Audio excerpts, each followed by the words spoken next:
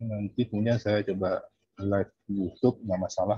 Nanti untuk rekaman kita saja. Jadi,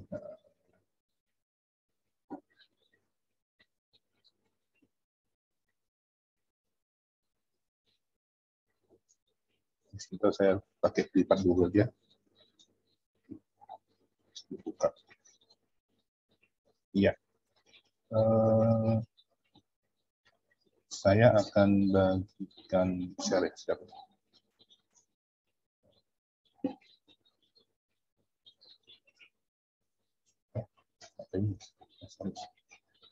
Taruh.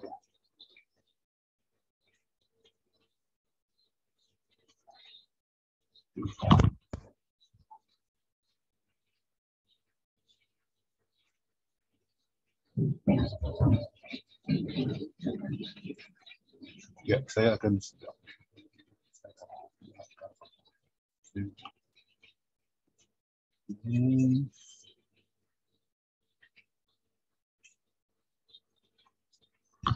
Oke, baik. Mulai ya. Assalamualaikum warahmatullahi wabarakatuh. Selamat sore. Ini sesi terakhir ya, sesi terakhir untuk pertemuan yang bulan Desember. Setelah ini nanti kita ada agenda lain, ada agenda berikutnya. Mudah-mudahan ada ya, kita nanti bisa sampaikan. Walaupun nanti mungkin untuk agenda berikutnya itu saya tidak bisa langsung bertemu sama kalian ya, sama Dirli, sama Andi, karena posisi saya sampai tahun ini, mungkin insya Allah juga tahun depan masih posisi sebagai juri ya, juri bidang kebumian sampai tingkat KN, sampai tingkat nasional. Jadi saya sebenarnya nggak bisa langsung bertemu dengan kalian, tapi untuk pertemuan ini mungkin ya di masa antara, jadi setelah selesai KSN tahun ini, sebelum KSNK tahun depan, mungkin mudah-mudahan saya bisa memberikan bertemu dengan kalian dan memberikan sesuatu. Tapi setelah itu nanti setelah nanti ada KSNK, rasanya nanti saya tidak bisa langsung bertemu kalian, perlu kita nanti ya mungkin ke Mas Urwa atau sama pembina-pembina lain yang memang bisa langsung ketemu sama siswa. Oke, saya Ihsan Ibrahim, seperti saya sebutkan tadi, saya salah satu juri bidang kebumian, dan tentu kan sudah seperti diketahui oleh kalian, sudah disampaikan oleh Mas atau Pak Urwa ya, Pak Urwa, bahwa di kebumian itu ada 4 subbidang, ada geologi, ada meteorologi, ada oceanografi, dan terakhir ada astronomi. Walaupun sesungguhnya kalau kita lihat di silabus di ESO itu dikenal sebagai planetary science ya, sains keplanetan. Oke. Tanpa berpanjang lebar ini tentu saya yakin kan sudah belajar dari Pak Urwa, jadi saya tidak akan singgung, hanya menekankan kembali bahwa Earth Science atau Geoscience itu adalah pendekatan holistik. Itu tidak bisa, jadi kalian tidak bisa misah-misahkan mana saya semua senang geologi, saya senang oceanografi, saya senang meteorologi, nggak bisa. Harus senang semuanya. Karena pendekatannya holistik approach. Kenapa? Karena itu kita bicara sistem bumi. Sistem bumi itu kompleks, sistem kompleks. Dia punya banyak sfer. Sementara ini ada 4 sfer. Mungkin kalian bisa baca ada di internet ada bilang 7 sfer malah, 7 sfer. Ada sfer budaya, macam-macam. Ada sfer ionosfer, macam-macam. Jadi yang ingin saya sampaikan adalah tadi bahwa waktu kalian belajar geoscience dan mungkin sedang bersiap untuk tanda kutip punya karir lah di olimpiade atau kompetisi sains ilmu kebumian, maka kalian mesti membangun cara berpikir yang holistik. Mungkin kita tidak seperti astronomi yang penuh hitungan dan banyak fisika matematikanya atau hitungannya, tetapi materi di kebumian itu jauh lebih integratif. Artinya waktu kalian menyinggung soal kejadian suatu hal dikatakan di lapisan hidrosfer, di oceanografi, misalnya kalian mesti bisa ninjau pengaruh dengan meteorologi, pengaruhnya terhadap geologinya, lapisan litosfer kerak bumi, atau ada nggak pengaruh yang terjadi di oceano itu atau hidrosfer itu disebabkan oleh pengaruh dari bulan atau matahari dan seterusnya. Demikian juga bicara kalau apa yang terjadi di lapisan lapisan atmosfer misalnya, di atmosfer juga demikian, harus bisa meninjau melihat secara utuh hubungan dengan geosfer, dengan hidrosfer, dan mungkin ada nggak hubungan atau pengaruh datang dari luar, dari matahari ataupun bulan. Oke, itu yang saya ingin tekankan. Nah, ini beberapa aspek environmental. Jadi satu hal lagi adalah ilmu lingkungan, isu-isu lingkungan harus tahu persis, harus banyak baca. Ini saya sambil ngasih tahu kira-kira bagaimana model soal KSNK, KSNP, dan KSN. Bahwa isu-isu lingkungan, dampak lingkungan yang disebabkan oleh apapun itu, di lapisan dari di geosfer, hidrosfer, ataupun atmosfer, plus pengaruh dari matahari bumi bulan, atau matahari bulan, gitu, atau tidak, itu harus bisa dicari tahu, dipelajari. Nah, demikian juga pengaruh akibat manusia terhadap lingkungannya.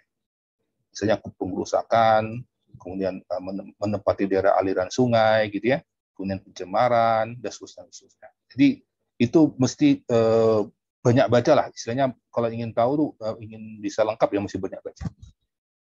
Terus sekarang isu sekarang ini global change ya, intelligence. Ini kemarin juga soal KSN temanya itu. Jadi bencana hidrometeorologi, tentu ada pengaruh dengan global climate plus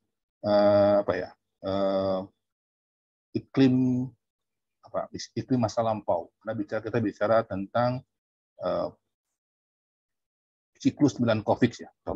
Bisa jadi itu soal di KSN tentang siklus 9 COVID, nanti pas KSNK nanti tahun ini misalnya bisa ditanyakan kembali konsep-konsep dasarnya. Apa sih 9 COVID itu, bagaimana sih pengaruh kemiringan sumbu rotasi bumi dengan musim misalnya, apakah ada nggak pengaruh, bisa nggak kita mendeteksi atau terekam nggak perubahan musim di batuan atau di fosil gitu. Nah, itu hal itu yang mesti dia coba bisa pelajari. Kemudian dua prinsip ini saya yakin Pak Ruas sudah nyampaikan bahwa kita hidup di dunia yang siklik. Di dalam sistem yang tadi ada geosfer, hidrosfer, atmosfer, dan hidrosfer. Dan di dalam sistem itu akan mengalir material dan energi. Jadi waktu kalian memahami sesuatu, belajar tentang sesuatu, entah perubahan batuan, perubahan lapisan, atau tinggi muka air laut, atau ada perubahan di atmosfer, pahami itu dari segi fisiknya, bahwa itu bicara ada, dalam gampang sederhananya, transfer energi, gampang sederhananya. Dan ada perubahan material. Nah, itu yang tolong nanti juga cari, itu banyak baca. Nah, nanti dalam beberapa ini saya juga bisa memberikan mungkin link atau informasi tentang buku-buku teks ya, buku-buku teks yang mungkin ya ada baiknya kalian baca. Sayangnya dalam bahasa Inggris. Walaupun buku yang ada di Gramedia, mungkin buku tentang karangan ilmu kebumian juga bisa, tapi itu sangat dasar. Dan sekarang perkembangan sudah sangat jauh dibandingkan yang ada tertera di buku itu. Jadi kalian masih banyak baca. Dan trennya sekarang para pembuat soal itu biasanya ngambil isu-isu yang terakhir, terbaru yang terjadi itu diangkat jadi soal. Jadi setiap tahun mulai KSNK, KSNP atau KSN itu pasti ada tema.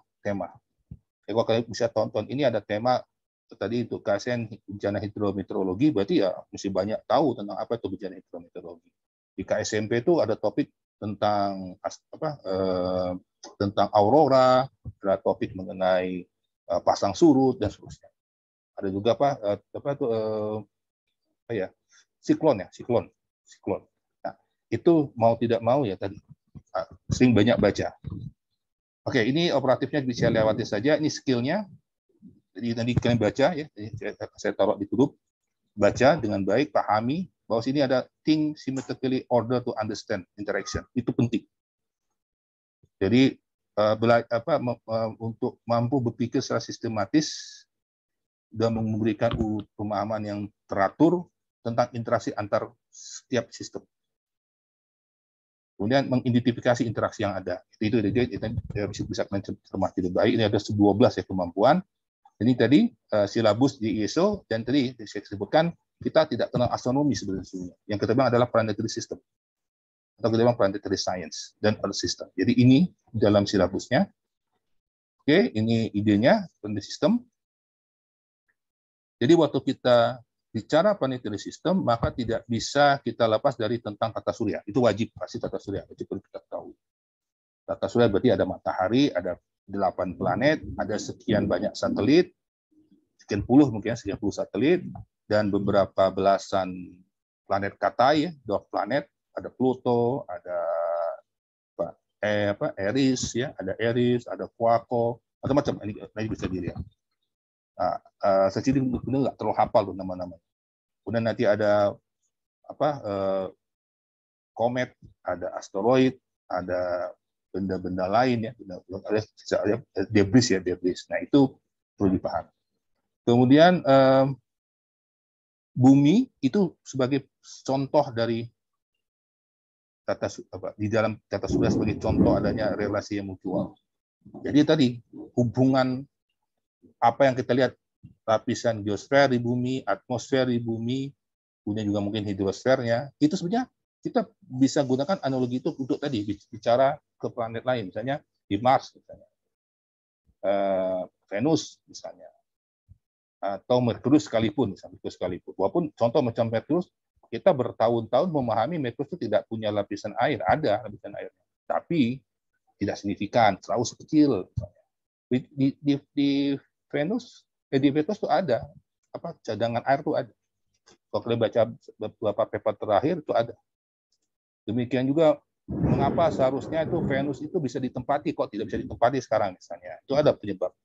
Nah, itu berarti kita mengambil analogi dengan apa yang kita lihat di bumi. Kemudian karena kita mempelajari benda-benda yang tidak bisa kita pegang, kita nggak bisa langsung pergi ke Jupiter, kita nggak bisa pergi langsung ke Merkurius atau Venus, apalagi ke matahari, maka mau tidak mau kita mesti membangun cara berpikir indirect. Jadi mengumpulkan fakta dari hasil pengamatan. Itu penting juga. Jadi mengapa nanti di astronomi kalau suatu saat kalian berhasil masuk KSN, dapat medali, dipanggil pelatnas, pasti pelatihannya juga akan belajar bagaimana mengamati bintang, mengamati planet pakai teleskop. Karena itu salah satu materi. Karena kita nggak bisa lihat langsung, nggak bisa ukur langsung. Jadi mesti dibangun skill bagaimana kita mengukur secara tidak langsung.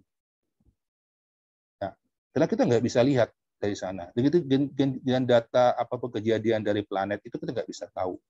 Di bumi juga misalnya contoh apa yang terjadi di inti bumi, kita kan nggak pernah tahu. Yang kita lihat adalah efek yang diberikannya dengan lapisan-lapisan di atasnya. Nah, itu yang perlu dipahami. Kemudian terakhir tadi ya balancing energi ya, keseimbangan energi itu penting dipahami bahwa apapun yang kita lihat dalam yang terjadi dalam sistem bumi itu pasti bicara tentang keseimbangan energi. Plus kita nggak bisa juga melupakan faktor dari luar. Contoh nanti bicara tentang pelapukan batuan misalnya ya, pelapukan batuan, bicara tentang pergeseran lempeng, apa saja. Itu mesti kita paham. Kami secara utuh, secara tadi adanya keseimbangan energi plus ada pengaruh energi dari luar. Oke, ini skill dari planetary sistemnya. Nah, planetary saya nih saya skip saja, nanti bisa dibaca ya, bisa dibaca. Ini ada beberapa definisi. Sampai hari ini kita masih belum sampai ke sini, walaupun niatnya suatu saat soal-soal sudah bicara planetologi ya, jadi tentang ilmu keplanetan. Tadi langsung bicara hidrosfernya planet, bicara lapisan geologinya planet, tapi kan contohnya ya tadi kalau kita ya di tata surya cuma punya Mars ya, Mars, kemudian punya apa ya, Merkurius pun sulit ya, Venus paling-paling.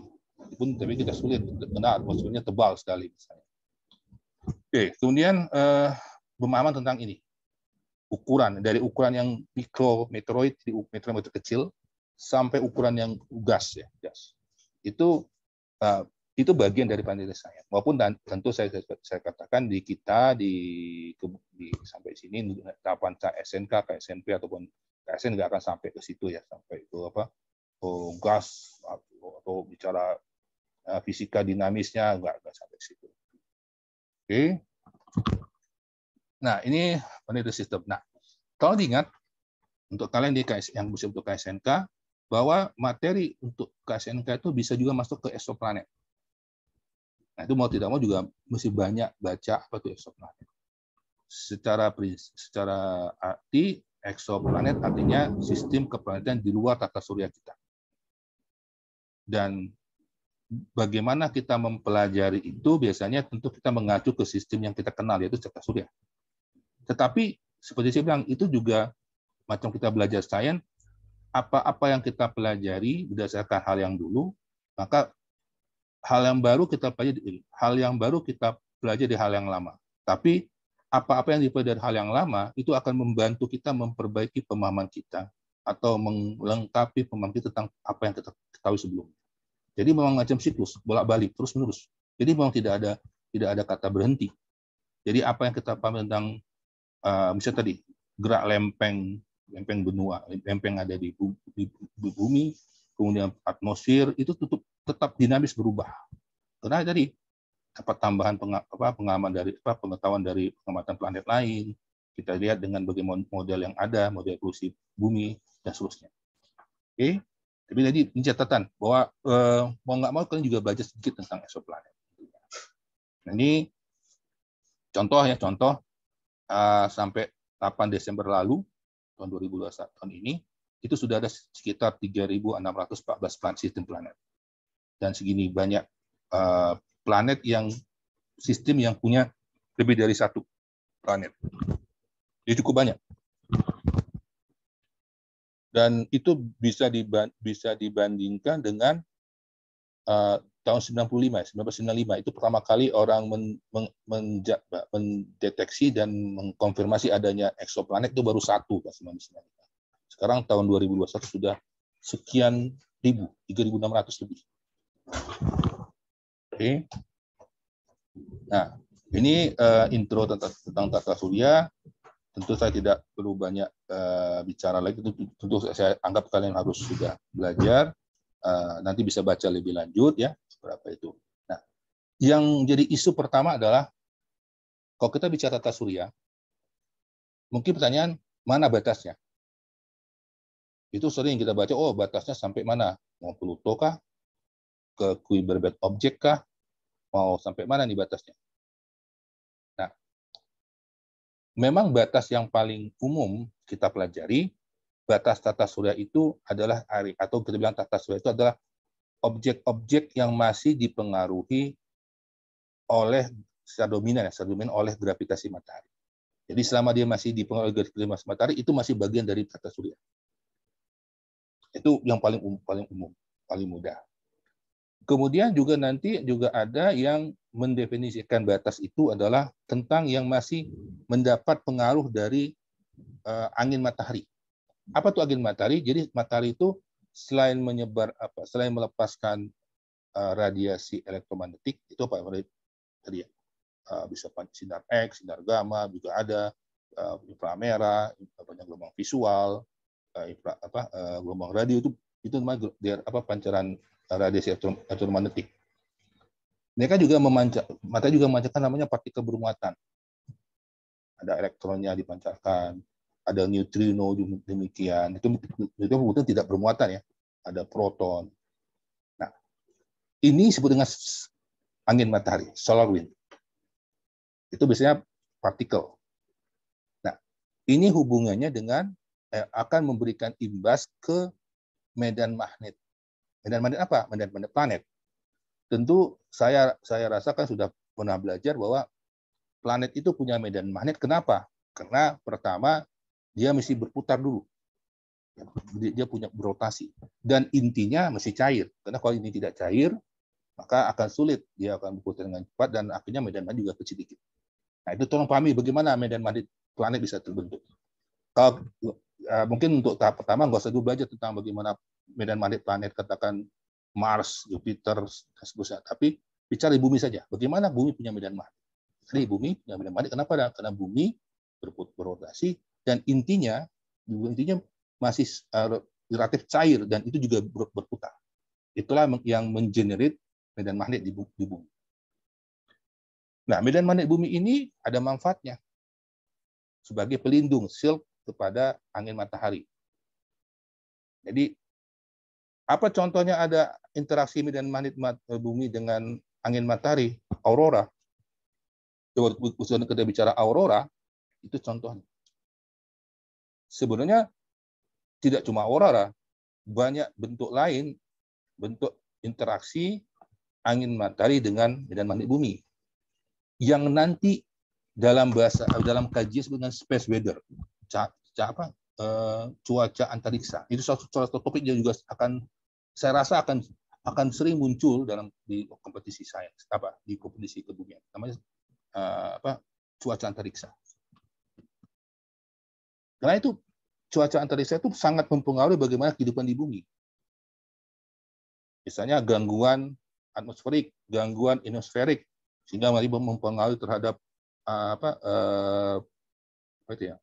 komunikasi. Karena angin matahari akan mengganggu lapisan ionosfer yang ada di atmosfer kita. Lapisan pemantul, misalnya pemantul gelombang radio, gelombang tertentu ya, frekuensi radio misalnya, atau bisa mengganggu komunikasi.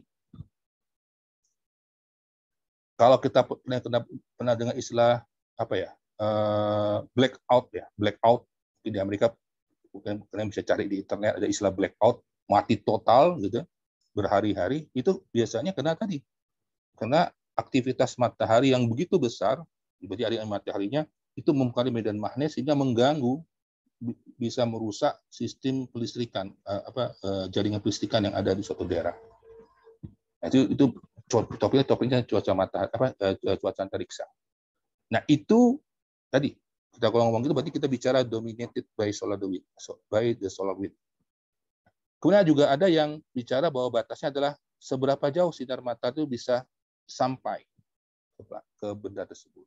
Nah, ini tadi tidak ada satupun jawaban yang pasti untuk mengatakan oke, itu sebagai batas. Biasanya ya mau tidak mau nanti dalam kajian solar system, planetary system, ini kita mesti telaah satu-satu. Nah, tentu saya rasa ya kita di KSNK tentu masih parsial, jadi nggak usah bicara nggak akan digabung seluruh, tapi masih secara parsial. Oke. Nah, berikutnya adalah tadi apa itu solar system? Nah, ini tadi ya sudah tahu. Jadi jangan lupa ada elementary particle, ada magnetic field, ada medan magnet. Oke. Berikutnya saya akan bawa ke arah yang juga sering ditanyakan dalam tahapan Olimpiade. Karena sebenarnya ini dasar penting, yaitu teleskop. Kenapa penting teleskop? Sebab benda-benda tadi, seperti saya sebutkan, kita mempelajari nggak bisa langsung, nggak bisa datangi bendanya. Kalau kita belajar geologi, kita ya, sebagian besar kita bisa pegang batu, teliti, oh ini halus, ini keras. Kita pernah belajar tentang kekerasan batuan ya. Ini ada ini material penyusunnya ada susah. Kita bisa atmosfer, kita bisa ukur tuh, bisa kirim pakai balon segala macam. Bahkan kita bisa tampung, bisa pakai kumpulan curah hujan ya, macam-macam. Demikian juga laut, salinitasnya kita bisa ukur, gelombangnya kita bisa punya alat untuk gelombang air. Kita bisa lihat arus samudera baik yang di bawah permukaan atau di atas permukaan. Macam-macam kita bisa. Tapi waktu kita bicara astronomi, planetary science, lain cerita. Objeknya nggak bisa kita pegang, nggak bisa kita lihat. Lihat bisa ya, tapi nggak bisa kita pegang, utak-atik nggak bisa. Mau tidak mau, kita hanya bisa menerima informasi yang datang. Nah, informasi yang datang umumnya dalam panjang gelombang elektromagnetik. dalam bahasa yang lebih sederhana, cahaya yang kita terima. Nah, untuk mengukur cahaya, ya kita perlu detektor, punya alat. Nah, itu pakai teleskop. Jadi ini saya menyampaikan bahwa ini paling mesti belajar tentang teleskop. Teleskop, prinsip dasarnya ada mengumpulkan cahaya. Jadi ada dua fungsi teleskop. Satu, paling utama mengumpulkan cahaya. Yang kedua, memisahkan benda yang sangat kecil. Jarak benda yang berdekatan, sangat dekat. Jadi mesti memisahkan benda yang sudut pisahnya sangat kecil. Itu minimal dua fungsi utama teleskop. Mengumpulkan dan memisahkan. Collect and resolve. Nah, itu perlu dipahami. Nah, ini kenapa? Kalau saya bicara langsung tujuan. Kita bicara mau KSN kan. Jadi itu topik yang akan banyak, yang akan mungkin jadi bahan pertanyaan tentang teleskop. Nah, teleskop itu tentu terbuat dari macam-macam. Ada dari gelas, bisa juga dari campuran plastik dengan kaca dan seterusnya. Atau mungkin dari logam juga bisa. Tapi umumnya sekarang umum itu campuran logam sama kaca. Oke. Tentu nanti topiknya bisa meluas ke optik geometri optik. Jadi apakah bentuknya cermin? Cerminnya bisa apa? Bisa cermin cekung, lensa, bisa lensa cembung-cembung. Itu yang sering dipakai ya. Kan cuma dua itu, cermin cekung atau lensa cembung-cembung yang sering dipakai. Walaupun nanti dalam kombinasinya untuk memperbesar, untuk membuat lebih tajam, kita bisa gabung dengan bentuk-bentuk optik lain, entah dengan cermin cekung datar, cermin cembung datar, dan seterusnya. Ada cermin cekung-cekung dan seterusnya. Oke. Yang penting, yang harus dipahami bahwa salah satu tadi, dia bisa mengumpulkan cahaya, berarti memfokuskan. Jadi salah satu fungsinya adalah memfokuskan. Nah, itu seperti gambaran bagaimana teleskop yang bentuk cermin cekung ya, cermin cekung. Kemudian juga ada yang bagaimana dipantulkan ke cermin datar, ya. Jadi itu banyak macam-macam kombinasinya. Tentu saat ini tidak bisa kita bahas satu persatu. Tapi prinsip tadi mesti kita menggunakan sebuah konfigurasi yang bisa mengumpulkan cahaya. Oke. Nah, sini tadi contoh ini pakai tadi pemantulan ya, pemantulan. Cermin itu sifatnya memantulkan. Tapi juga ada yang membiaskan, dan itu kita bisa gunakan juga untuk mengumpulkan. Kenapa? Karena nanti kalau kita gabungkan beberapa lensa, contoh lensa cembung-cembung, dia punya dua permukaan, maka dia bisa memfokuskan juga cahaya yang datang. Sebenarnya dia bukan memantulkan, dia meneruskan, ya, membiaskan kemudian memfokuskan di satu titik fokal. Oke, nanti ini pengertian titik fokus. Nanti jadi titik fokus berarti jarak dari permukaan optik sampai ke di mana cahaya itu dikumpulkan sebagai titik fokus. Jarak fokus atau gerbang panjang fokus. Oke, itu perlu diingat. Nah, ini tadi sudah saya singgung. Ini teleskop pembias ya. Jadi letaknya itu objeknya ada di sebelum cahaya itu difokuskan. Kalau kita pakai cermin, berarti kita butuh kombinasi, perlu gabungan cermin cekung dengan apa, gitu, supaya nanti kita bisa melihatnya. Oke, ini kira-kira ilustrasi ini disebut dengan teleskop pembias, ini semua teleskop pemantul. Ini disebut dengan refracting teleskop, ini disebut dengan reflecting teleskop. Oke. Nah, ini beberapa contoh teleskop. Ini catatan teleskop paling besar yang menggunakan lensa itu 1 meter diameter teleskopnya. Di Indonesia terbesar itu ada di Bosca, diameternya 60 cm, tapi punya dalam satu tabung ada 2 teleskop. Jadi teleskop Zeiss namanya, Zeiss ya, Zeiss itu dia punya 2 teleskop yang masing-masing punya diameter lensanya 60 cm. Nah, Indonesia akan punya teleskop, tapi bukan lensa ya, tapi teleskop pemantul menggunakan cermin yang mungkin paling besar nanti di Asia Tenggara. Ada mungkin mengimbangi lah di Asia, diameternya sekitar 3,8 meter nantinya. Mungkin tahun 2022 lah, 2022 pertengahan itu mulai beroperasi. Oke, ini ilustrasi tentang bagaimana jalan cahaya dalam teleskop. Jadi ada cahaya datang, kemudian dipantulkan, kemudian nanti dia mungkin supaya bisa dilihat, dia dipantulkan dulu ke cermin datar yang punya sudut tertentu, kemudian baru dilihat dipakai eyepiece. Nah, tolong ingat dalam astronomi istilah eyepiece itu kita bilang sebenarnya okuler sama aja.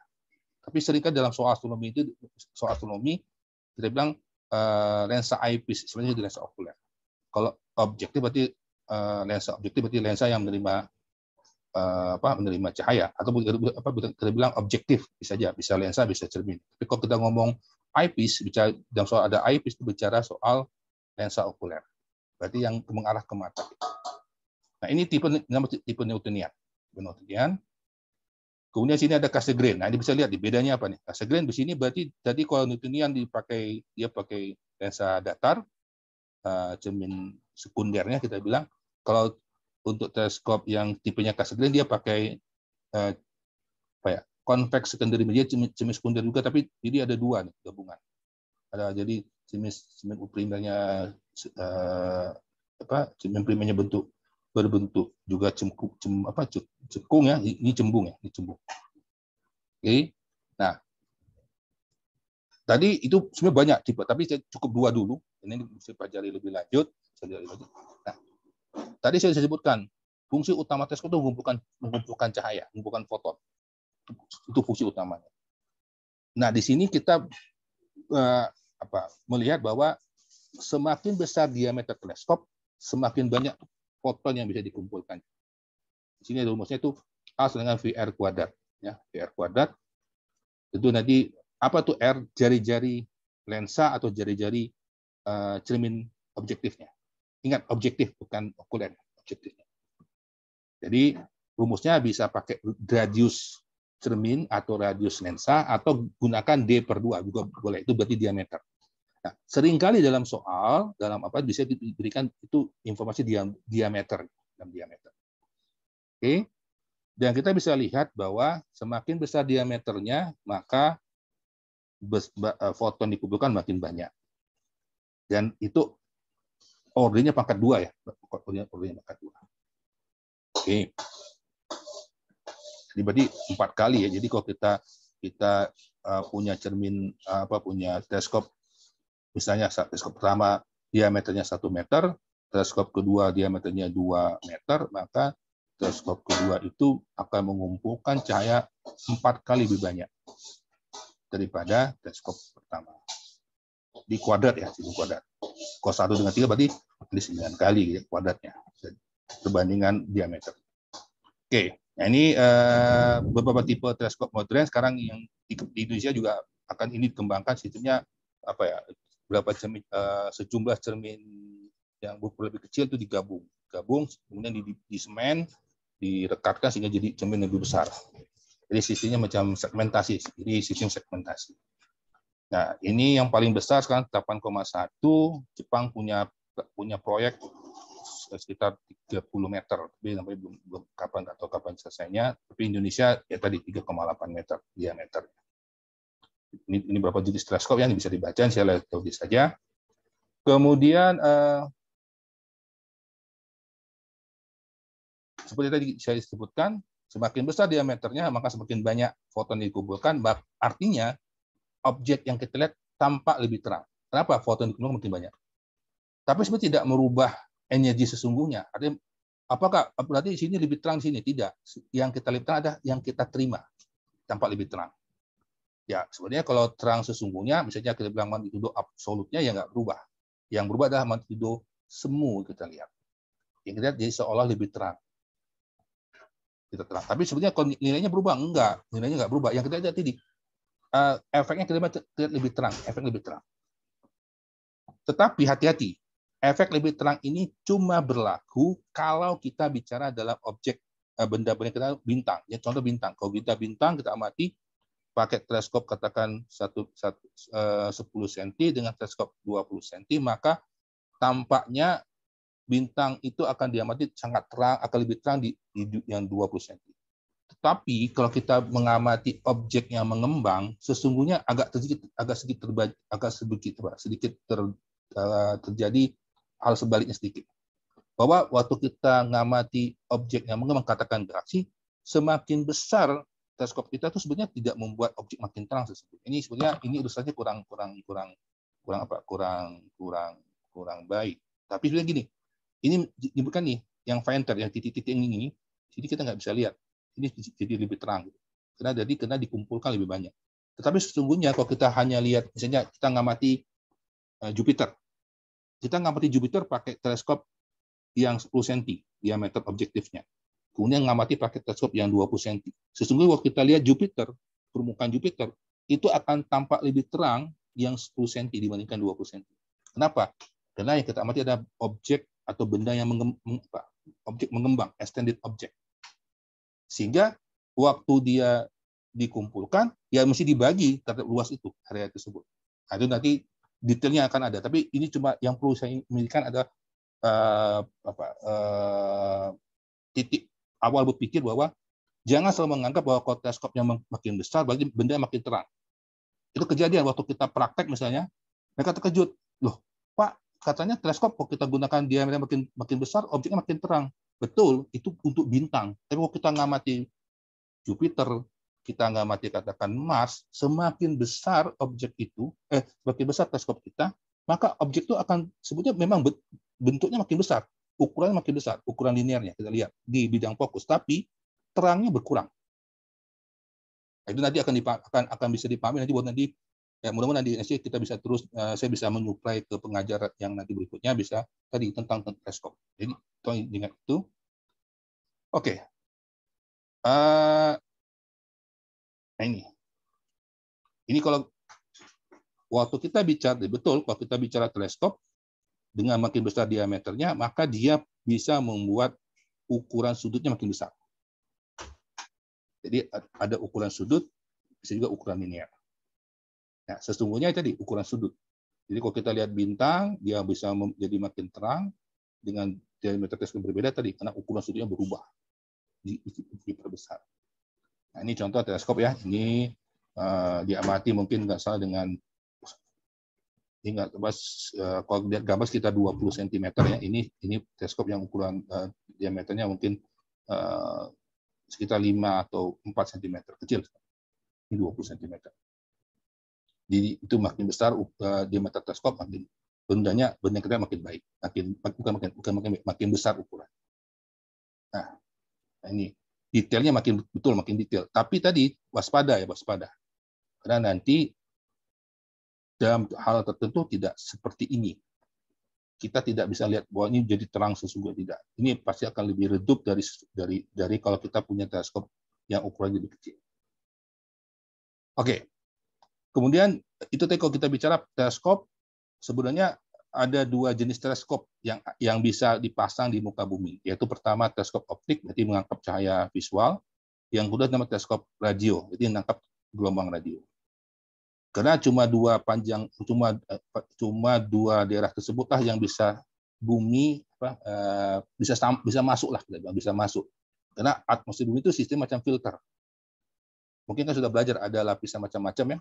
Nah, nanti ada ozon ya, ada uap air, ada partikel, ada molekul. Nah, itu yang menyaring menghambat panjang gelombang selain visual dan gelombang radio.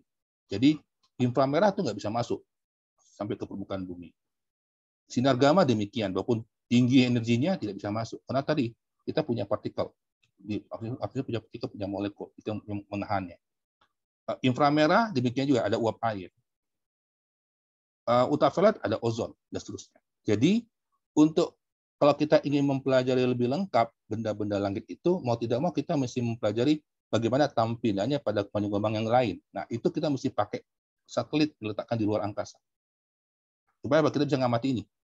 Radio, X-ray ya, radio bisa kita amati di bumi ya. Ultraviolet, inframerah dan seterusnya. Ini contoh teleskop radio ya, ini bentuknya. Ini pernah dia soal di KSN, mungkin bisa jadi berulang nanti di SNK, kita tidak tahu, tapi coba pelajari juga apa itu teleskop radio ya, teleskop radio. Yang perlu ada bagaimana konsep geometri dari teleskop radio. Sebenarnya teleskop itu ya mau radio ataupun optik kan ada yang cermin cekung tadi. Nah, itu berarti kita bisa dekat sebagai parabola, bentuk parabola. Berarti itu bagian dari irisan kerucut. Jadi ya tolong pelajari apa itu irisan kerucut tentang parabola. Tentu ya saya ingat, saya yakin kalian sudah belajar tentang apa fungsi kuadrat, ya itu kan bentuk parabola ya, bentuk parabola. Walaupun sebenarnya nanti waktu kita bicara cermin bicara teleskop radio, bentuknya tidak benar-benar apa kita bilang apa ya bisa parabola, benar-benar parabola. Jadi kita mesti belajar tuh gimana persamaan parabola, gimana titik fokusnya dan seterusnya. Ini cuma contoh saja beberapa teleskop radio yang ada. Ini yang di Inggris ya, Inggris. Kemudian itu tadi saya singgung tadi yang bahwa atmosfer kita sebagai filter, ada yang apa di memfilter panjang gelombang gamma, sinar gamma, ultraviolet dan seterusnya. Nah, ini mau tidak mau kita bisa pakai tadi satelit contoh satelit. Ini ada SMM untuk yang sinar X, ini masih sinar X ya, sinar X. Ini ada ultraviolet, macam-macam satelitnya. Oke. Nah, kemudian waktu kita bicara teleskop, apapun kita bicara detektor, sesungguhnya kita berharap foton yang diterima itu 100%, datang 100, terima 100. Itu juga ada asumsi yang kita pakai. Kita asumsinya tidak ada atmosfer bumi itu transparan, artinya langsung tembus atau bisa dilewati. Sesungguhnya kan tidak seperti itu.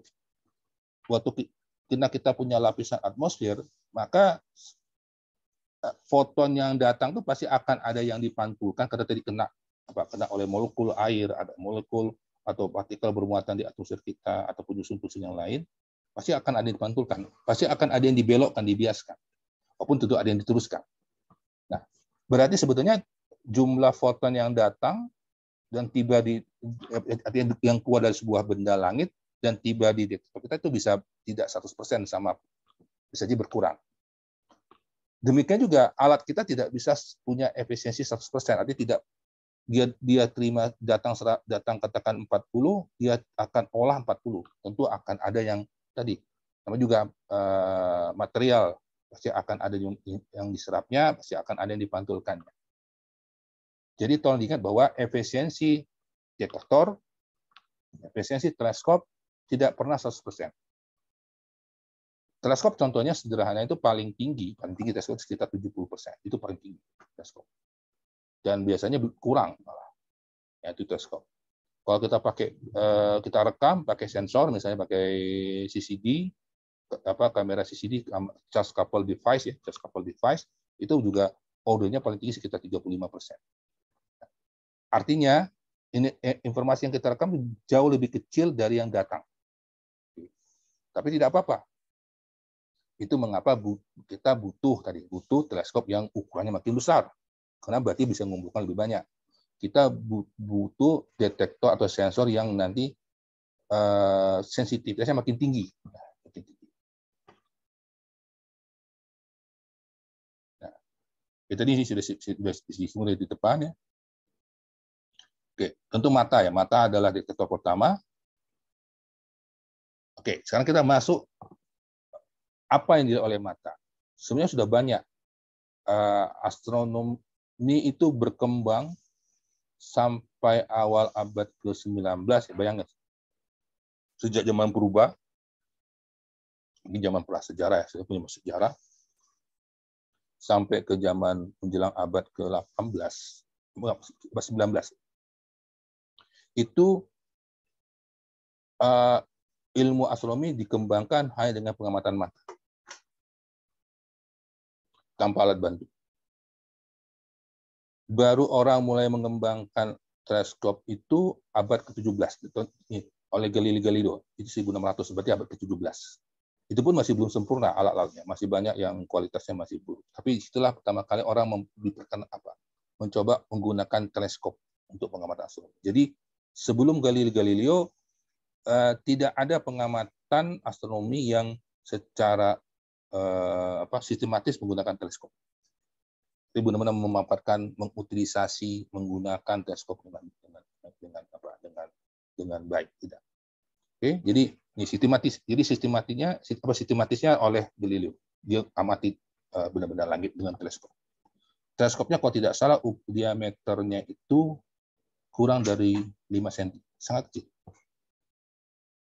Tapi banyak beberapa hasil pentingnya yang nanti juga akan menguatkan model heliosentriknya Copernicus.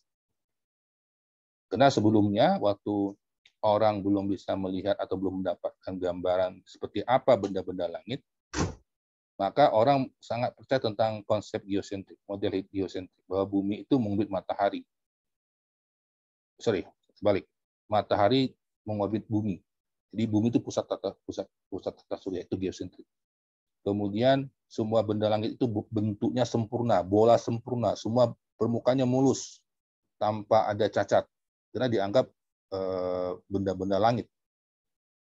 Nah, setelah Galileo menggunakan teleskop, dia mengamati hal-hal yang tadinya dianggap sebagai sesuatu kebenaran di masyarakat, bahwa tadi matahari itu sempurna permukaannya, tidak ada cacatnya, bulan demikian juga, gitu, dan seterusnya. Dan bumi itu pusat, karena dia lihat semua benda langit mengorbit bumi. Tapi waktu Galileo menggunakan teleskop, walaupun tidak terlalu besar diameternya, dia mengamati bahwa permukaan bulan yang orang bayangkan mestinya mulus, tidak mulus. Tapi banyak ada kawah-kawah. Ada kawah, kemudian ada beberapa macam gunung kita bilang yang naik ya, tonjolan, tapi tidak semulus seperti yang orang bayangkan. Ini sketsa Galileo dekat bulan. Oke, jadi bahwa ada kawah, ada gunung di permukaan bulan.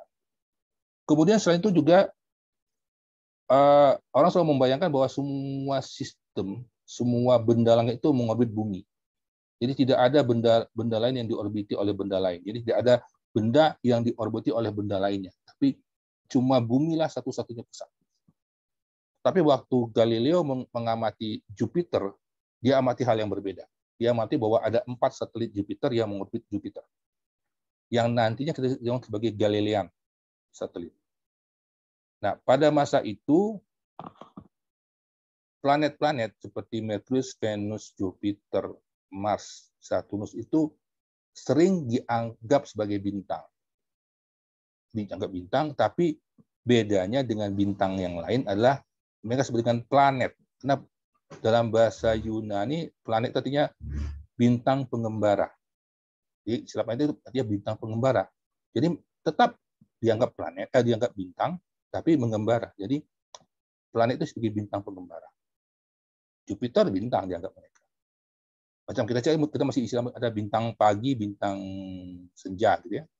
Bintang fajar, bintang senja, gitu. Itu ya karena tadi masih pemahaman zaman dahulu bahwa planet saja, pokoknya benda yang bercahaya dianggap bintang. Kecuali bulan ya, karena mungkin ukuran sangat besar, kita bilang bulan.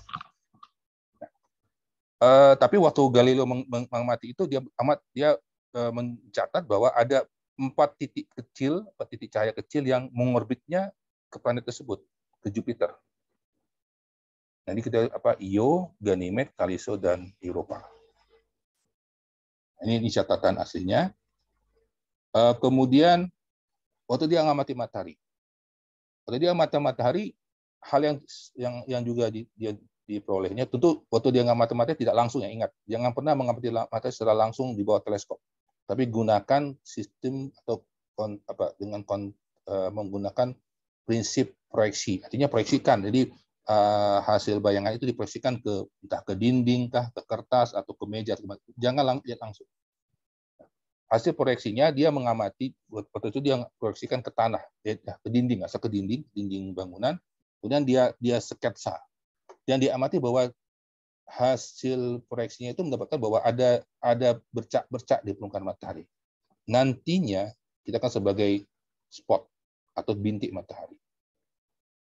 Nah, waktu itu dia coba amati. Dia amati dan dia berhasil menemukan, dia cukup panjang, bahwa bintik itu berputar, berpindah, dan hasil perhitungannya mendapatkan bahwa matahari itu punya periode rotasi. Memang pasti itu belum keluar angkanya. Nantinya kita peroleh bahwa sekitar 28 hari kira-kira rotasi matahari. Nah, tetapi dari beberapa hal tadi itulah akhirnya Galileo bisa memberikan bukti bahwa pemahaman orang tentang kesempurnaan benda langit, kemudian bahwa bumi lah satu-satunya yang diorbiti, itu jadi bubar, jadi dipertanyakan. Nah, itulah memperkuat tadi konsep heliosentrik. Oke, kemudian satu lagi adalah memang masa itu sampai abad tadi saya sebutkan abad ke-17, 18, sampai ke-18, orang yang masih mengandalkan tadi teleskop, bisa pakai teleskop, tapi masih pakai mata juga, kadang ya diproyeksikan atau dilihat ya di situ sketsa. Nah, jadi ada kekurangannya. Jadi itu juga menyebabkan masih banyak perubahan-perubahan mendasar waktu orang sudah mulai bisa merekam hasil pengamatan. Jadi sebelum merekam, orang banyak salah ya, karena tadi mata kita juga punya cacat, bisa memberikan ilusi yang salah. Yang mestinya tidak ada titik kita anggap sebagai titik. Yang tadi mestinya itu daerah yang ada bayangan, kita salah mata kita menganggap tidak ada bayangan dan seterusnya. Nah, ini yang nanti apa yang harus diperbaiki. Kemudian satu lagi adalah masalah soal penamaan. Ini nanti juga soal topik yang cukup menarik adalah bagaimana memberikan nama bintang. Jadi nanti pada awalnya orang memberikan nama bintang dengan mengurutkan terangnya berdasarkan apa yang dilihat oleh mata. Jadi misalnya ada bintang di rasi, katakan rasi A, maka bintang yang paling terang disebutkan alfa A misalnya. Yang berikutnya beta A dan seterusnya. Jadi urutkan nama bintang berdasarkan urutan terang di rasi tersebut.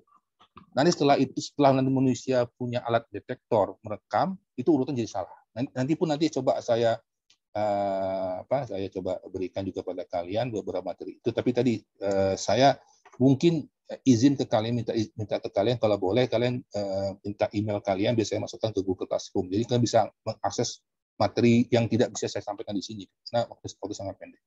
Jadi kalau bisa tuliskan email kalian, nanti saya akan masukkan ke di Google Classroom. Jadi kalian bisa akses materi yang lebih banyak dari yang bisa sampaikan saat ini. Oke. Jadi kurang mata tadi, kemungkinan tadi salah melihat, kemudian juga kita juga sering bisa salah merekam, kita bisa merekam. Oke.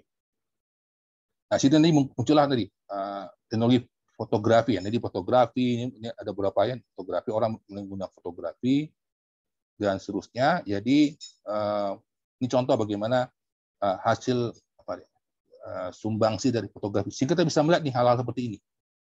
Yang awalnya cuma orang bisa gambar, tapi ya contoh macam ini butuh waktu yang berjam-jam.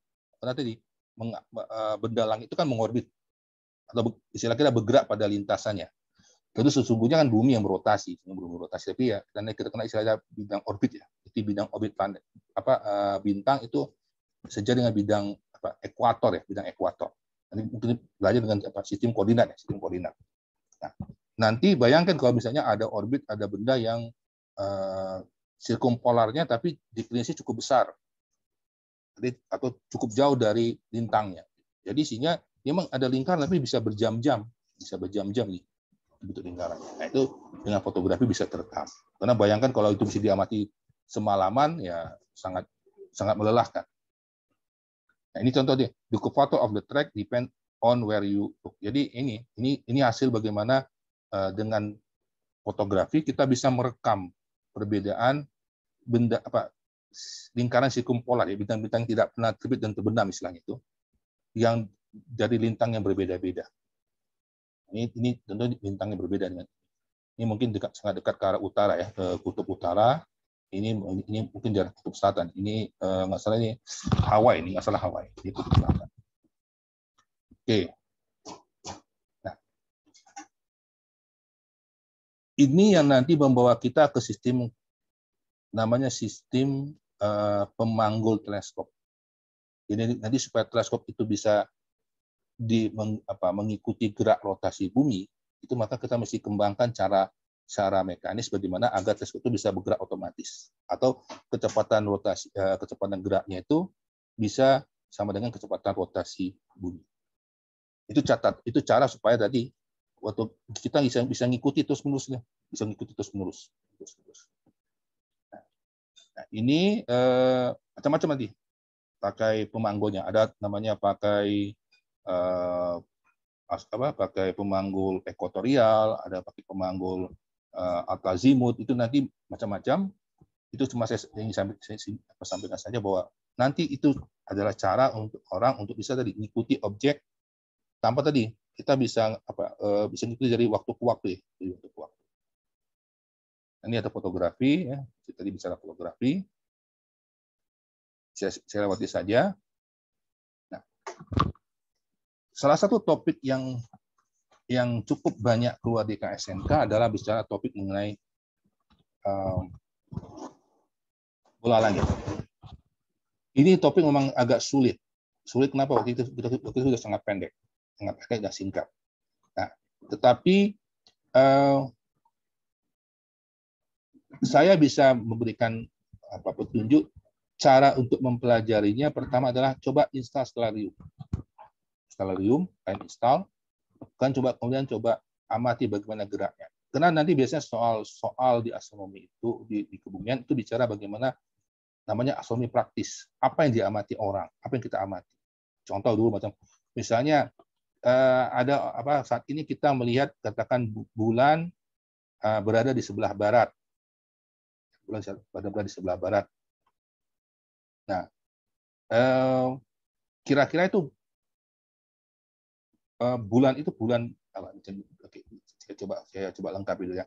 Misalnya kita di sore hari ya, kita melihat ada bulan di sebelah barat. Mungkin menjelang matahari terbenam. Itu fasa bulan apa? Contoh lain misalnya, kita melihat bulan tengah malam di atas dia ada di meridian atau di zenit. Itu fasa apa? Nah, hal-hal itu mungkin akan sebenarnya mudah bisa dipakai pakai sistem koordinat bola langit, tapi untuk tahap pertama mungkin saya bilang tolong kalian install Stellarium dan coba amati bagaimana gerak benda langit, gerak planet, gerak bintang di Stellarium. Itu untuk simulasi. Bagaimana teorinya? Teori tadi kita menganggap bahwa ada bola langit. Bola langit itu bola khayal, bukan bola real. Bola realnya itu bola bumi. Itu real. Di bumi ada apa? Ada ekuator. Walaupun ekuator sebenarnya lingkungan hayal ya, lingkaran hayal ekuator. Itu khatulistiwa. Tapi kutub utara ada kutub utara. Kutub selatan ada. Kita bilang timur barat itu juga sebenarnya hayal ya. Sebenarnya hayal karena tidak ada titik timur dan titik barat. Sebenarnya tidak ada. Itu kan hasil pendefinisian kita aja. Tapi kalau kutub utara, kutub selatan, kita bisa punya katakan ada kutub utara, kutub selatan. Nah, bola langit itu adalah perluasan bola bumi. Jadi kalau kita punya bola bumi, kita coba luaskan, kita extended ya, kita luas, maka kita akan dapat bola langit. Dan bola tentu karena tadi perluasan dari bola bumi, maka berapa lama rotasi bola bumi, ya itu juga di rotasi bola langit. 4 jam berarti. Jadi ingat bola langit itu ada bola khayal. Oke, ingat bola khayal. Dan kalau kita mengenal ada kutub utara di bola bumi, ada kutub selatan di bola bumi, maka demikian di bola langit ada apa? Ada kutub utara bola langit, ada kutub selatan bola langit. Dan kalau tadi kita misalnya mendefinisikan ada timur dan barat, demikian juga kita bisa membuat adanya timur barat di bola langit. Oke, jadi ini saya singgung. Kemudian ekuator, ya. Kalau kita tadi kita bisa membayangkan ada lingkaran hayal yang membagi bola bumi sama besar utara dan selatan, ya sama. Di bola juga akan ada lingkaran hayal, ya, atau kita bilang ekuator yang membagi bola langit sama besar utara dan bagian selatan. Kita bilang sebagai ekuator langit. ya ekuator langit. Oke. Nah, kemudian kalau zenith itu biasanya adalah didefinisikan titik tertinggi di atas kepala. Atau kita bilang ya mungkin sederhananya titik di atas kepala kita. Itu zenith. Jadi kalau kita bayangkan ada bola langit, kita misalnya berdiri, letak kita berdiri itu di horizon ya. Posisi kita berdiri namanya horizon, maka tegak di atas kepala kita disebut dengan zenith. Jadi tentu kita bisa tahu besar sudut zenith sama horizon 90 derajat secara konsep, secara gambar dan faktanya demikian 90 derajat karena tadi tidak lurus ya antara horizon sama zenith. Jadi ini beberapa posisi penting, titik penting lah kita bilang yang harus dipahami di bola langit. Kemudian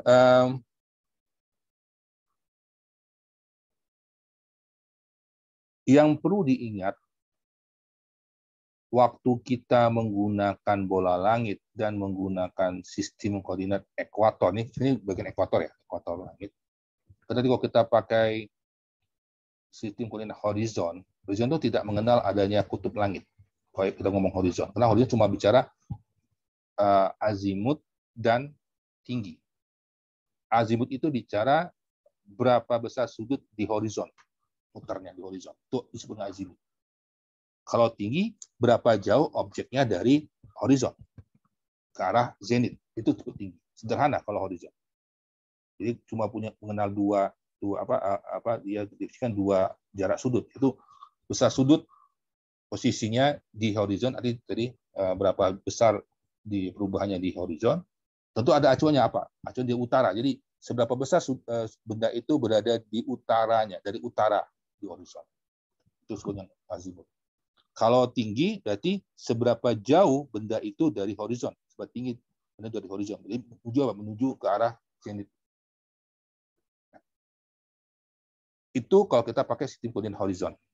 Nah, sistem koordinat horizon karena tadi konteksnya hanya bicara seberapa jauh benda itu di horizon dari titik utaranya, di utara sudut-sudutnya, dan berapa tinggi dia dari horizon, maka itu sangat bergantung kepada di mana pengamat, sedang di mana, dan kapan. Karena begitu bergeser, beda lagi.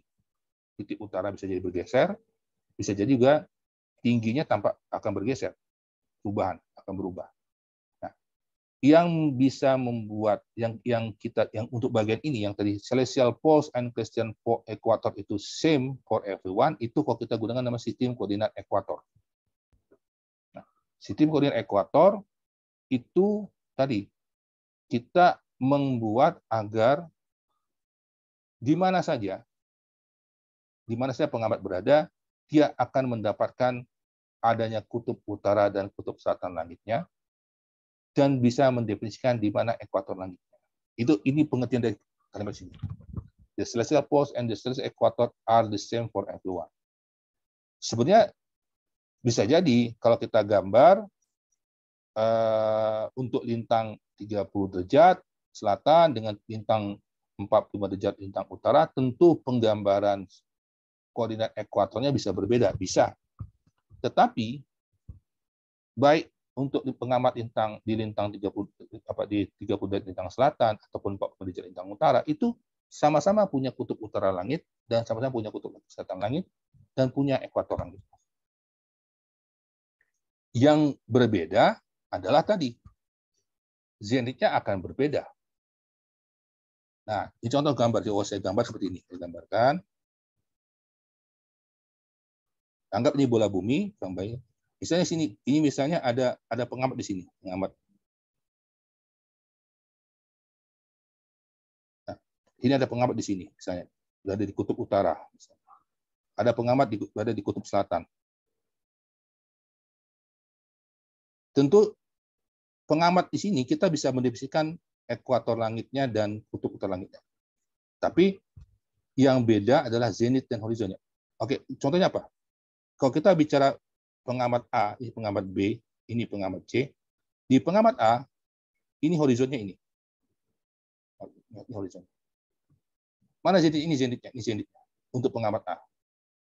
Ke pengamat B mana horizonnya? Ini horizonnya. Zenitnya mana? Ini zenitnya. Pengamat C kebalikan lagi. Balik. Ini horizonnya, ini zenitnya. Jadi untuk ketiga pengamat, dia punya zenit yang berbeda, punya horizon yang berbeda.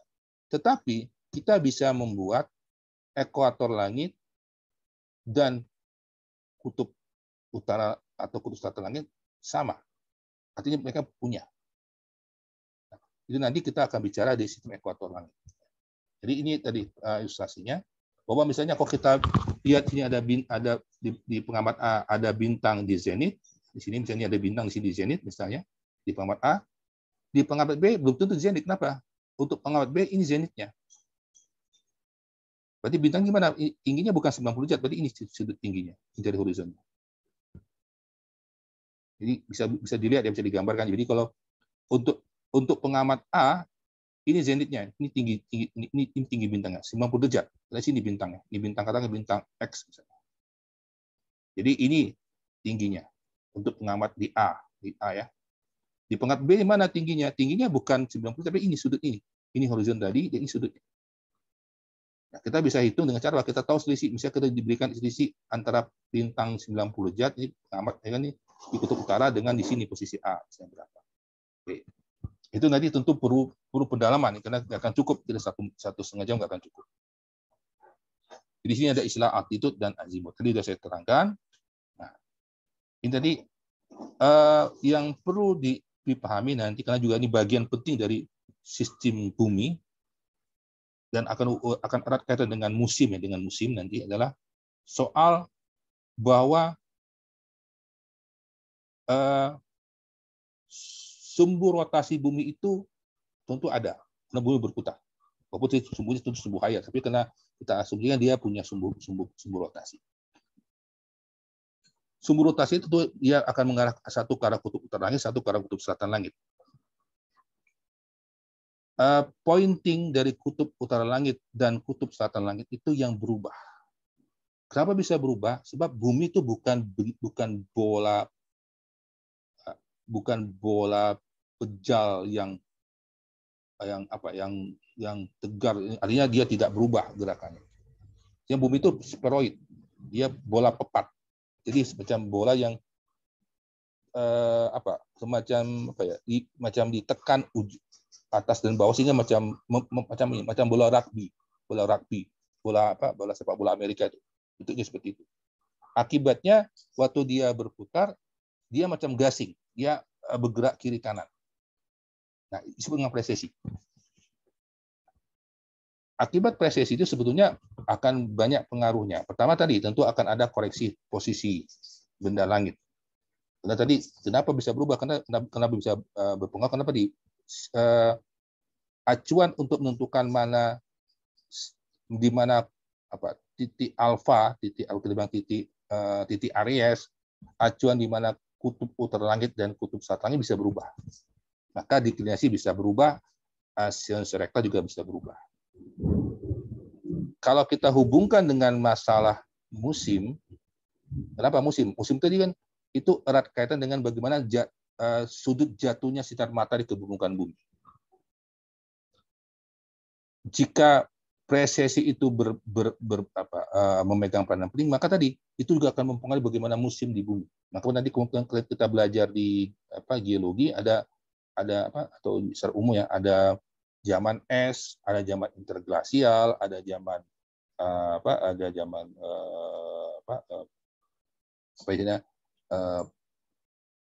bumi mengalami global warming ya, global warming itu sebenarnya kita bisa pahami dari fenomena kejadian mengapa bumi itu ada presesinya, dan itu menyebabkan tadi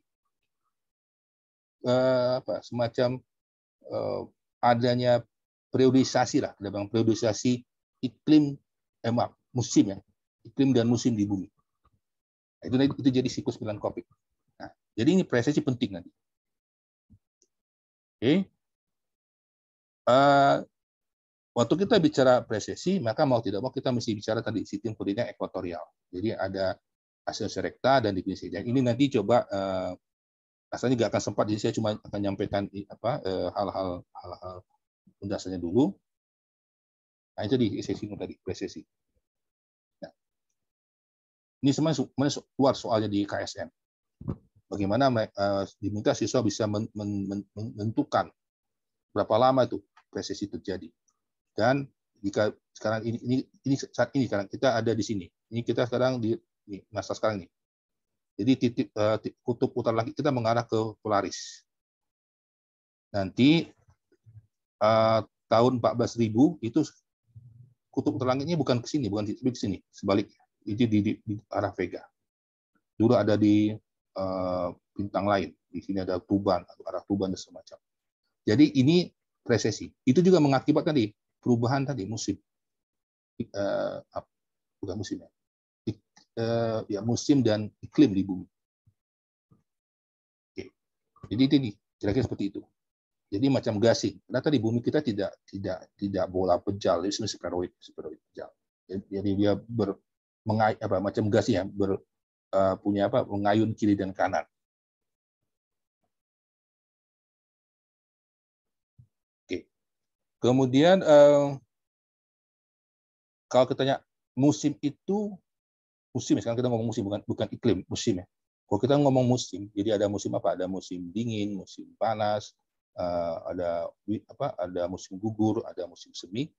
Itu sesungguhnya faktor utamanya itu bukan perubahan jarak bumi matahari, tapi tadi besarnya sudut jatuhnya sinar matahari ke permukaan bumi. Plus tentu tadi plus suatu saat tadi karena ada presesi juga akan mempengaruhi ke bermain, tapi itu untuk orde panjang. Untuk orde panjang itu akan bermain, akan memberikan faktor penting adanya presesi. Tapi kalau dalam jangka waktu pendek ya tadi kita bilang perubahan adanya itu siklus tahunan matahari, siklus tahunan. Jadi itu semua ya, karena matahari kedua dia berubah diklisin. Awalnya ada 0, kemudian jadi positif 23, kemudian jadi 0 kembali, kemudian minus 23 dan seterusnya. Jadi siklus semu tahunan matahari. Itu seolah-olah bahwa bumi matahari mengambil bumi ya. Jadi ada perubahan deklinasinya. Nah, perubahan deklinasi matahari itulah yang akan mempengaruhi besarnya sudut yang jatuh, besarnya energi yang tiba di permukaan bumi. Kenapa? Sudutnya akan beda-beda. Contoh, kalau musim panas, itu kita tahu nanti sekitar bulan Juni, Juli, itu biasanya terjadi di daerah lintang utara. Karena pada saat itu deklinasi matahari sekitar 23 derajat positif ya, positif 22 derajat. Itu artinya untuk daerah utara itu sinar matahari hampir tidak lurus jatuhnya. Maka dia lebih musim panas. Sebaliknya di bulan Desember seperti sekarang, itu matahari deklinasinya ada di selatan, dia di selatan, bulan selatan. Maka sudut jatuhnya sinar matahari itu sangat kecil, mungkin kurang dari 30 derajat mungkin, sangat kecil, sehingga energi yang sampai juga rendah. Itulah yang menyebabkan mengapa ada musim dingin dan musim panas. Itu sebenarnya bukan kena jarak. Jadi faktor utama bukan jarak, tapi besar sudut sinar matahari yang tiba. Ini, jadi ini gambaran ini bisa dibaca nanti ya. Ini contoh tadi ini bisa bisa baca. Ini penjelasan tadi yang saya sampaikan bahwa kuncinya itu mengapa ada musim bukan karena jarak matahari. Itu pengaruh sangat kecil. Tapi yang pengaruh adalah masalah besar sudut jatuhnya. Semakin tegak lurus sinar matahari tiba di permukaan itu, berarti dia akan makin lama ya, gerak hariannya makin lama, dia akan lama di situ menyinari daerah situ, maka itu akan jadi panas. Nah, ini yang perlu dipelajari dari tentang musim. Ya, tentu nanti kan sudah belajar bagaimana apa penyebab musim dan bagaimana pengaruhnya untuk hal yang lain, misalnya nanti kalau hubungannya dengan munculnya bibit siklon misalnya. Itu tidak semata-mata tentang musim ya, tapi bisa hubungkan dengan tadi arus samudra, kemudian bagaimana pergerakan udara di atmosfer, itu jadi satu kaitan untuk menjelaskan bagaimana munculnya bibit siklon dan pengaruhnya dan bagaimana bentuk siklon. Itu banyak faktor, tidak cuma satu faktor yang bisa bicara. Mengapa siklon ini dia berada dari lintang yang lebih tinggi kemudian turun ke lebih rendah dan sebaliknya seterusnya.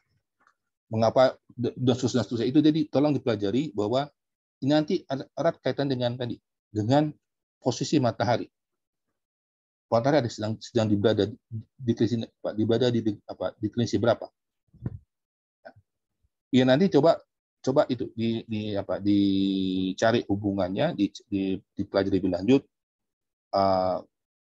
Kapan saat terjadi siklon, munculnya bibit siklon, kemudian kapan itu terjadi, di mana posisi matahari, bagaimana arus samudra, mana yang pergerakan udara, arus udara di atmosfer.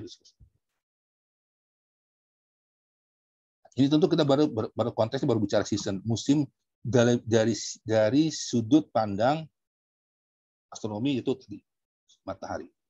Walaupun sebetulnya kalau kita baca salah satu paper bahwa sebenarnya memang musim di bumi, apapun terjadi di bumi, itu sebenarnya faktor utamanya itu dari matahari. Dia matahari. Karena matahari ada sumber energi terbesar. Jadi ingat bahwa ada siklus energi ya, perpindahan energi di dalam sistem bumi. Jadi sumber utamanya yang mempengaruhi, jadi bagaimana besarnya sudut datangnya sinar matahari itu sangat mempengaruhi apa yang terjadi di bumi.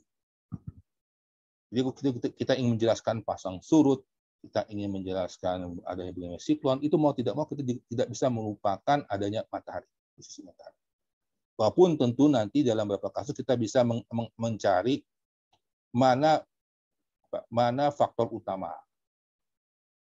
Contoh sederhananya, kalau kalian baca ya di internet, kasus tsunami di Banten 22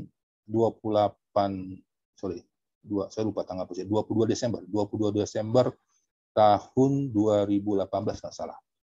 Itu sangat berdekatan dengan pasang tinggi. Itu posisi bulan dari pasang purnama. Itu jadi sudah artinya tidak semata-mata hanya karena runtuhnya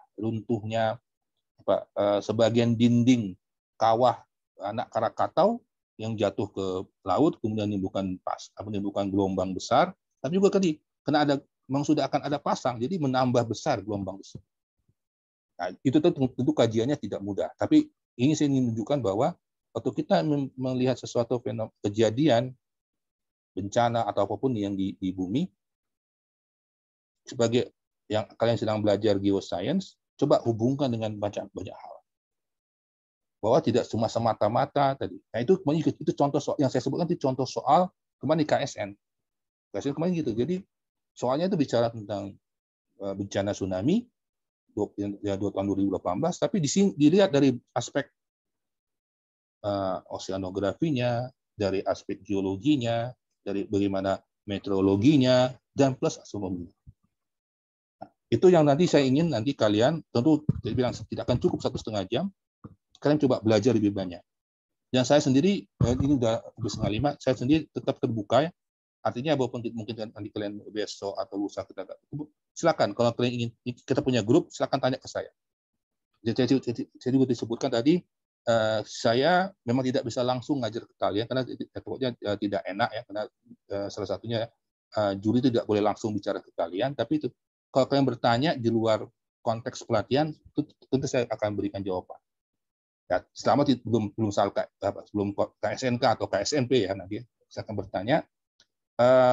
Jadi sebelum saya akhiri di terakhir ya, jadi tentang musim. Ini tentang arah besar sudut datang ya. Jadi semakin tegak lurus itu berarti energi makin besar. Itu menyebabkan tadi kalau kita lihat ya, musim panas di permukaan bumi. Kalau sudutnya mengecil seperti ini, maka akan energi yang tiba akan selalu lebih kecil, maka pengaruhnya jadi sinar mataharinya lebih sedikit, energi makin kecil ya, udaranya akan jadi lebih dingin.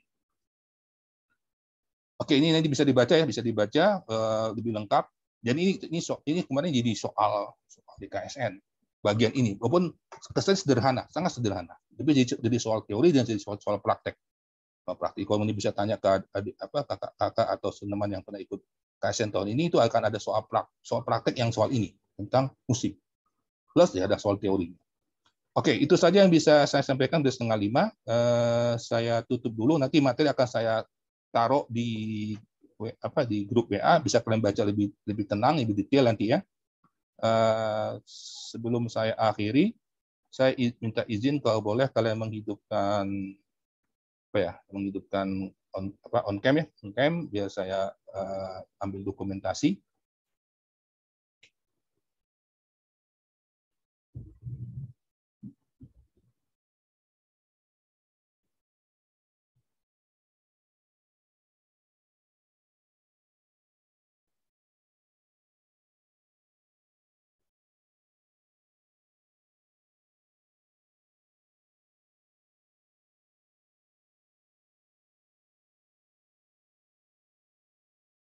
Bisa, silakan kalau yang bisa hidupkan kameranya. Oke. Yang error nggak apa-apa, silakan. Yang tidak bisa silakan saja. Saya izin untuk untuk screenshot. Ini terima kasih untuk nih. Dirli ya, namanya Dirli ya, Dirli. Oke, ini ada apa? Nanti materi yang tadi saya akan letakkan di grup. Kemudian kalau memang nanti masih ada kalau materi memang tidak keberatan, ingin saya masukkan ke grup, bukan grup, ke classroom, jadi kalian bisa akses lebih banyak materi, silakan. Cuma itu tadi intinya. Saya minta emailnya, seperti bisa saya undang ke classroom. Dan catatan ini mungkin untuk kalian berempat atau nanti siapa saja nanti yang hadir yang ikut kelas ini, nanti mungkin setelah masuk periode kompetisi dimulai, mungkin KSN seleksi tingkat sekolah atau KSNK dan seterusnya, mungkin kalau saya nanti jadi juri, maka kita nggak bisa berinteraksi langsung. Saya nggak bisa ketemu langsung kalian, tapi tadi selama kalian bertanya privat, saya akan coba jawab. Tapi tidak mungkin saya mesti berikan pelatihan. Mungkin ya tadi bisa yang berikan pelatihan mungkin Kak Urwa atau yang lain-lain. Mungkin ada Mbak Adelia, mungkin yang lain-lain nanti yang bisa memberikan pelatihan. Tapi saya sendiri tidak akan bisa langsung kepada kalian karena kalian di kebumian. Tapi tadi saya tidak bisa untuk kemungkinan kalau kalian bertanya secara privat, saya akan berikan jawaban. Tapi selama bukan pas KSNK, jangan ya, pasti nggak bisa ya. Pas KSP nggak mungkin. Tapi kalau dalam belajar, kalian ingin bertanya, ingin cari tahu, silakan. Nah tadi silakan kalau memang tidak keberatan, letakkan email kalian. Nanti saya akan taruh di grup di Google Classroom. Itu saja yang bisa saya sampaikan di sore hari ini. Sekali lagi selamat belajar. Terima kasih atas tadi kalian sudah hadir ya. Tetap jangan lupa tetap jaga kesehatan ya. Nah, cuma juga kalau kalian belajar seharian atau sakit ya pas nanti sesi penting pas seleksi malah gagal. Nah, hari Rabu rasanya akan ada post test ya, ada post test. Saya sendiri juga tidak tahu soalnya seperti apa, tapi itu saya dengar akan diambil dari soal-soal latihan sebelumnya, jadi ada dari sesi-sesi pelatihan sebelumnya. Jadi ya kerjakan saja sebisanya, semampu kalian.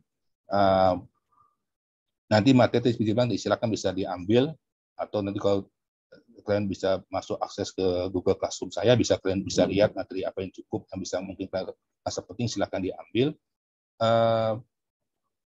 Silakan baca yang akan saya letakkan di grup PA. Selamat sore. Assalamualaikum warahmatullahi wabarakatuh. Waalaikumsalam warahmatullahi wabarakatuh. Saya tutup sama-sama ya, saya tutup ya.